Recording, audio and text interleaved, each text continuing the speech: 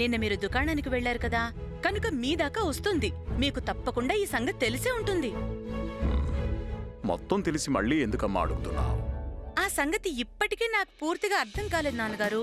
రాణాగారి భటులు ఇంటికొచ్చారు, అందుకు మీకు కోపం వచ్చింది, అదర్థమైంది.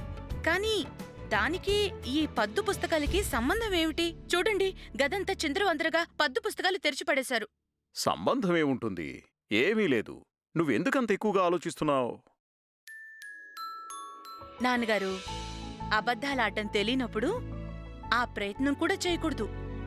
అందులోనూ మీ కూతుర్ని నా ముందు. మా నాన్నగారి మనసులోని ప్రతి ఆలోచన నాకు బాగా తెలుసు. సరే అయితే, మీకు నాతో చెప్పాలని లేకపోతే చెప్పొద్దులేండి. మిమ్మల్ని నేనేమీ అడగనులేండి. ఆగు తల్లి. నిన్న నువ్వు చూపించిన ధైర్య సాహసాల గురించి కూడా తెలిసింది నాకు. నా ధైర్యానికి దక్కిన ప్రతిఫలం ఏంటనేది మీకు తెలీదా నాన్నగారు? మీకు తెలీదు. అమ్మ ఎంత తిట్టిందో, ఎలా తిట్టిందో ఎంత చెప్పను మీకు. సరైన పనే చేసింది కదా. ఆడవాళ్లు ఇటువంటి విషయాల్లో తలదూర్చకూడదు. అయితే మీరేమంటారు నాన్నగారు?